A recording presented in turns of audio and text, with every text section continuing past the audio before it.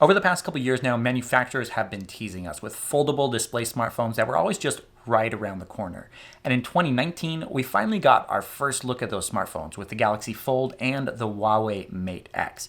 But in 2020, now we have a second generation of those devices, like this one, the Galaxy Z Flip. Now, I'll let you in on a little secret. It's not perfect, but it's definitely a lot better than what we were expecting. I'm Nick Gray from Phandroid, and this is our review of the Samsung Galaxy Z Flip.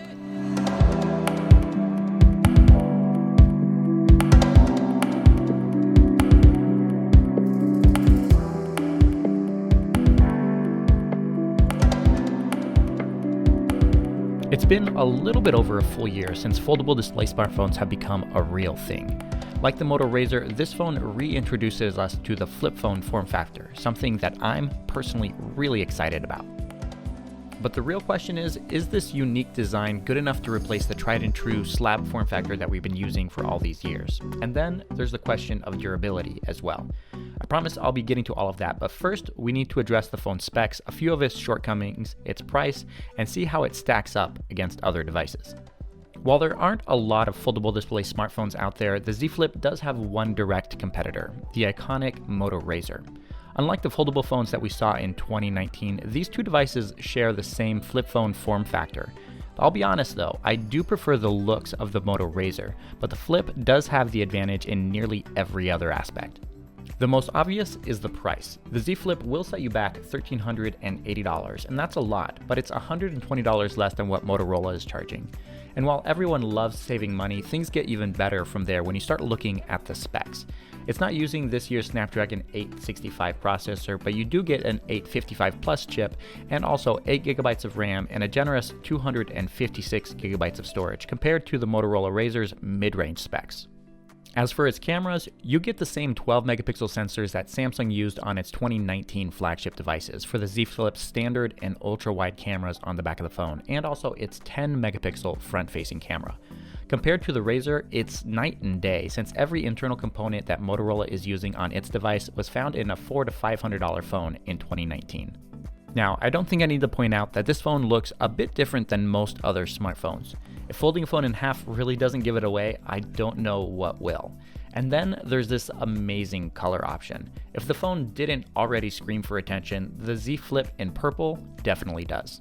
That being said, the design is a little bit uninspiring. Sure, the metal and glass frames look amazing if you're willing to wipe them off every time that you pull the phone out of your pocket, but the phone honestly looks like Samsung just cut a phone in half and then folded it over. And then there's the gap between the two sides, which isn't as prominent as it was on the Galaxy Fold, but it's still noticeable and does allow for dust and pocket lint to wedge itself in from time to time. And then there's the minuscule cover screen on the back of the phone, which is just large enough to show the time, battery life, and a couple notification icons, but it's honestly way too small to be considered a really useful feature of the device. I'm sure Samsung's team already knows this and is planning for something a lot larger on the Galaxy Z Flip 2. Despite my few minor complaints though, I do have to admit that I'm completely taken with the flip phone form factor of the Z Flip. Yes, a phone that unfolds into a tablet may be more impressive and may even offer more functionality than a device that simply folds on itself so that you can store it in a smaller pocket. But you can't tell me that flipping your phone open to take a phone call isn't immensely satisfying. And flipping it shut when you're done actually changes the way that you use the phone. From a design standpoint, the Galaxy Z Flip really isn't that much different from a regular smartphone when it's opened up. The 21.9:9 aspect ratio of the 6.7-inch foldable display does make this thing crazy tall though when compared to most other devices. But that taller canvas does make Instagram, Facebook, and even websites a little bit more enjoyable when you're scrolling through your feeds or simply catching up on news. The drawback, of course, is that the notification shade is harder to reach, and then there's all that dead space on the sides when you're watching 16:9 videos on the screen. While most apps do scale pretty well to the taller display, Instagram and Facebook stories haven't yet been optimized for the aspect ratio. And I also came across a few issues in games, mainly in their menus, which hadn't yet been properly conformed to the added space. When it comes to the quality of the display, I'd peg it one step below last year's Galaxy S10 lineup. It's definitely bright enough to be used outdoors, and viewing angles are pretty impressive, but there is a noticeable shift in brightness once you pass 45 degrees. To increase durability, Samsung's actually added a foldable glass layer on top of the display. This makes the screen feel a lot more rigid than last year's Galaxy Fold, and that little bit of give that you feel when pressing your fingernail against it is actually a protective plastic layer for an added level of security. Having used this phone for over a week now, I can say that it feels a lot more durable than last year's Galaxy Fold. On the average day, I open and close this device at least 50 to 60 times with at least a dozen full flips thrown in there, just because it's fun. So far, I haven't noticed any issues with the hinge at all, and the display looks as flawless as it did when it came out of the box. That being said, you do need to be extra careful if you want to make sure that the screen stays scratch-free. Quite a few people have reported that the protective plastic layer scratches as easily as a $5 screen protector, but this is where the phone's flip phone form factor comes into play. Since the phone folds in half, you get an added level of protection that you typically don't get on a regular smartphone. Throwing the Z Flip into your pocket or purse with keys and coins will inevitably leave you with scratches on the back glass, but the display on the inside should be just fine. But in addition to that extra layer of protection, I also found that a foldable smartphone is a lot less distracting, especially since the external display is so small and only lights up when you double tap it. Unless I'm waiting for a message or a specific email to come in, I find with the phone flipped shut, the Z Flip doesn't get used nearly as much as other devices typically do. The main reason for this is that the form factor itself is a lot harder to use than just a slab smartphone. You have to pick the phone up with one hand, readjust it, and then use your other hand to open it up. The whole process only takes 2 to 2.5 seconds, but it's something that you have to commit to, and in my opinion, that's a good thing. Not only does it allow the phone's 3300 mAh battery to last a lot longer than it should, but it also makes me a lot more productive by keeping distractions at bay. Like many of you, I use my smartphone mainly for work to get things done by answering emails and communicating with my team, but I probably waste at least an hour a day on my smartphone doing who knows what. The Z Flip doesn't completely remove me from the distractions, but it definitely makes a noticeable difference. Besides the added pocketability of a phone like this, there really isn't any practical use for the foldable display, besides allowing it to act as its own stand for taking pictures or during video calls. Sure, multi-window apps do split right where the display folds in half, and the added tallness of the screen does give them a little bit extra breathing room, but I'm really not convinced that that's a huge selling point here. When it comes to its cameras, the Galaxy Z Flip does just enough to outperform mid-range devices, but it does come up short when compared to 2020 flagship smartphones. The main cameras consist of two 12-megapixel sensors with a standard and ultra-wide angle lenses, and for the most part the images that you get out of these two cameras match what we saw on last year's Galaxy S10 smartphones. You get a good balance of sharpness, color saturation, pretty good white balance, and respectable low-light performance.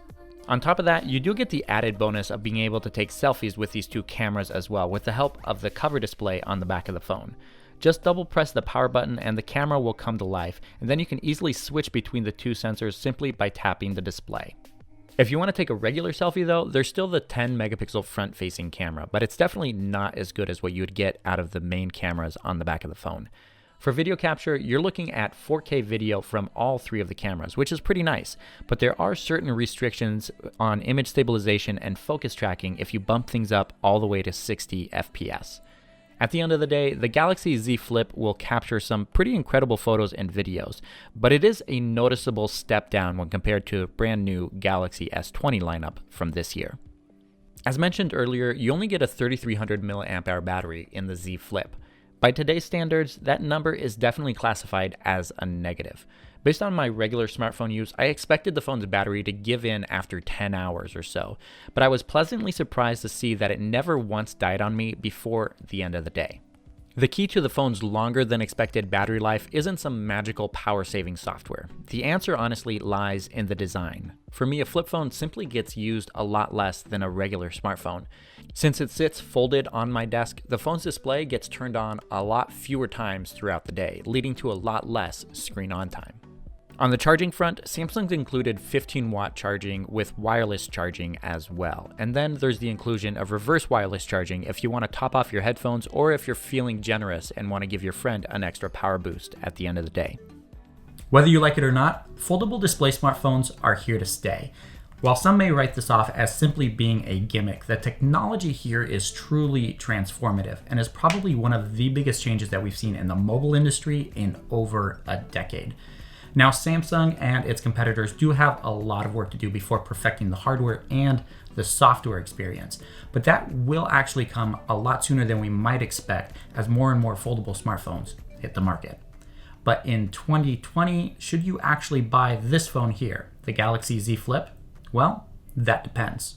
If you're the type who buys flagship smartphones and loves pure, unadulterated performance, your money is probably better spent elsewhere. But that's not to say that this phone isn't for anyone. The Z Flip is a must-have device for anyone who loves bleeding-edge technology, no matter what the cost or how unrefined it still might be. And if you're simply looking to make a statement that will even leave your iPhone-loving friends speechless, the Galaxy Z Flip will certainly do the trick. In either case, you'll have to write off the phone's $1,380 price tag as an investment into your personal tech collection or as a fashion accessory to boost your personal image. Because honestly, there's nothing that screams, "Look at me," more than a phone that folds in half. And as of right now, the Samsung Galaxy Z Flip is the best foldable display smartphone that money can buy.